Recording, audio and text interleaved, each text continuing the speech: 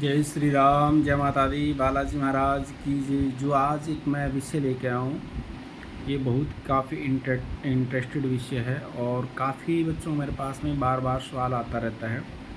शक्ति और संकट को कैसे पहचानें? हमारे पास शक्ति है या फिर संकट है, इसको कैसे पहचाना जाए?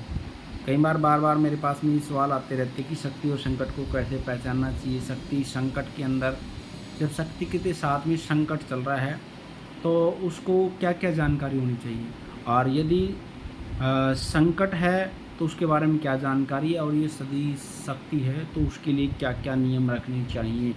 तो इसकी पूरी जानकारी मैं आपको दूंगा। इस वीडियो को आप अंत तक ज़रूर देखना, और जिन जिन बच्चों ने चैनल को सब्सक्राइब नहीं किया वो चैनल को सब्सक्राइब करें, क्योंकि हमारा बालाजी दरबार लगता है। दरबार संबंधी जानकारी हो, यंत्र मंत्र तंत्र पूजा पाठ ज्योतिष संबंधी जानकारी आपको चैनल के माध्यम से मिलती रहती है।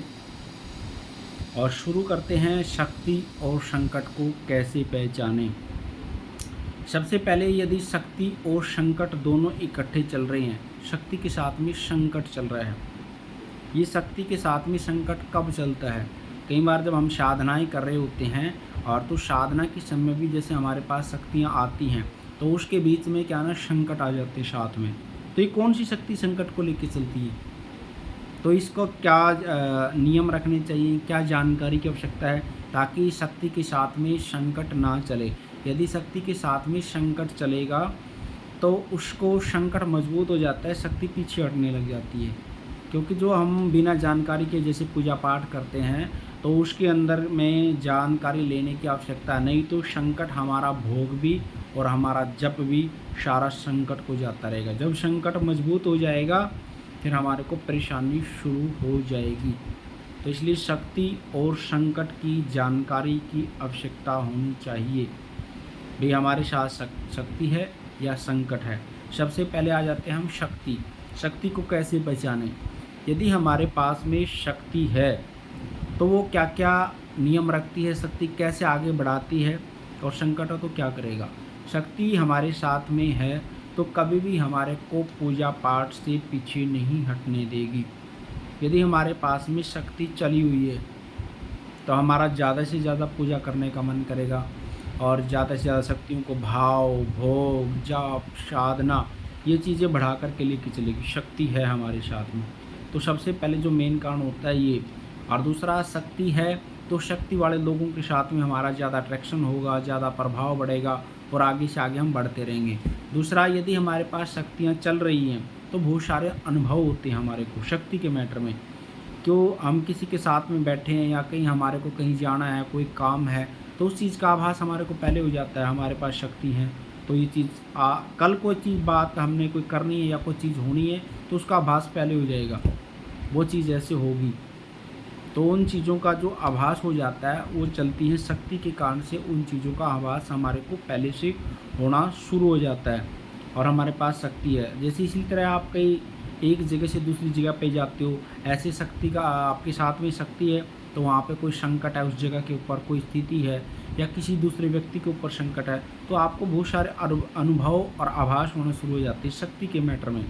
और शक्ति कभी भी पूजा पाठ से पीछे नहीं हटाती, इस चीज़ का ध्यान रखना चाहिए। शक्ति कभी भी पूजा पाठ से पीछे नहीं हटाती है, ज़्यादा से ज़्यादा आपको आगे लेके बढ़ेगी शक्ति। हाँ, आपकी परीक्षा ज़रूर लेगी लेकिन पीछे नहीं हटाएगी पूजा पाठ वगैरह से, इन चीज़ों से। और यदि आपके साथ में चल रहा है संकट, तो संकट सबसे पहले क्या करता है? सबसे पहले तो आपको शक्ति से पीछे हटाएगा। संकट आपको शक्ति से पीछे हटाएगा, आपका पूजा पाठ करने में मन नहीं लगेगा, ज़्यादा आप पीछे हटते रहोगे पूजा पाठ से। यदि आपके साथ में कोई पूजा पाठ वाले आदमी बैठते हैं उठते हैं, आपके दोस्त है कोई भी मित्र हैं, तो उससे भी आपका मन पीछे हटना शुरू हो जाएगा। और उसके बाद में सबसे ज़्यादा झगड़ा, जब संकट साथ में होता है सबसे ज़्यादा सबके साथ में झगड़ा करवाता है ताकि सारे लोग उस चीज़ से पीछे हट जाएं, आपसे पीछे हट जाएं। संकट उसके बाद सबसे पीछा हटवाएगा और फिर आपको गलत कर्मों की तरफ लेके जाएगा। संकट गलत कर्म की तरफ जाओगे आपको बहुत अच्छा लगेगा वो कर्म, गलत चीज़ में जाना आपको अच्छा लगेगा। कोई गंदी चीज़ खाने की है कोई अन्य कोई रिलेशन है गंदे, और अन्य कोई क्रिया जो गंदी क्रिया होती है उनकी तरफ आपको लेके जाएगा। गंदे लोगों के साथ उठना बैठना, तो ये सारे कर्म हैं जो नेगेटिविटी के ही होते हैं। जब किसी के शरीर पे नेगेटिविटी लग जाती है, उसके बाद में उन लोगों से भी झगड़ा करवा के उस चीज़ से भी आपको पीछे हटा देगी फिर संकट, और उसके बाद में अकेला लेकर के बर्बाद करता है। संकट के हैं ये जो चीज़ सामने आती है, तो संकट इस तरह से आपको सचेत करेगा, इस तरह से आपको आभास करवाएगा संकट है आपके साथ में। आप किसी तीर्थ स्थल पे जाना चाहते हो, जैसे मेहंदीपुर बालाजी जाना चाहते हो, और धाम में भगवती की धाम है, तो वहाँ पे ऊपर आपको नहीं जाने देगा संकट की ही तरह से, क्योंकि संकट को तीर्थ स्थानों पर जाने से, शक्ति के स्थानों पर जाने से उसको मार लगती है, चोट लगती है। इसलिए संकट कभी भी उन चीज़ों को आगे नहीं बढ़ने देना चाहता। तो शक्ति और संकट के ये संकेत हैं जिसके साथ में शक्ति और संकट जोड़े में चल रहे हैं और ऐसे अनुभव करवा रहे हैं बार बार। तो इनमें समझ लेना चाहिए हमारे साथ शक्ति है। और दूसरा, यदि शक्ति संकट जोड़े के साथ में आपके साथ में चल रहे, शक्ति के साथ में संकट जोड़े में है, तो आपको बार बार आपके विचार बदलते रहेंगे, बार बार आपके विचार बदलते रहेंगे। शक्तियों के मैटर में हो, किसी बड़ों के प्रति सोच हो, आपकी गंदी सोच होती रहेगी, शक्तियों पर प्रति गंदी सोच बढ़ती रहेगी जब शक्ति के साथ में संकट चल पड़ता है। और वो आपकी शक्ति का रोज ही नए नए तरीके से उपस्थित करेगा, भोग लेने के लिए नए नए तरीके से उपस्थित करेगा। कभी कोई शक्ति आएगी, कभी कोई शक्ति आएगी, कभी आपको बड़े बड़े सपने दिखाएगा भोग लेने के लिए। तो ये शक्ति के साथ में चीज़ें संकट की होती हैं, और जोड़े में जब संकट चला होता है तो इस तरीके से हमने पहचानना चाहिए उसको, और ताकि हमारे ऊपर नेगेटिविटी का प्रभाव ना ज़्यादा बढ़े।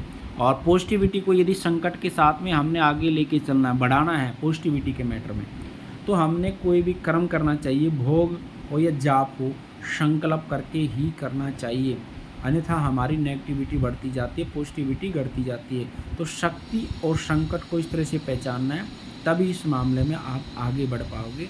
यदि आपको जानकारी अच्छी लगी तो वीडियो को लाइक करना, वीडियो को शेयर करना और कमेंट करना। कमेंट में जय श्री राम, जय माता दी जरूर लिखना। और सभी, और ऑनलाइन पूछा के लिए आप दरबार से चौंकी से ऑनलाइन पूछा ले सकते हैं, या कोई पर्सनल चौंकी भी भरवा सकता है। दरबार का व्हाट्सएप नंबर है, वहाँ पर जानकारी ले सकते हैं। सभी को सीताराम, जय माता दी, नमो आदेश।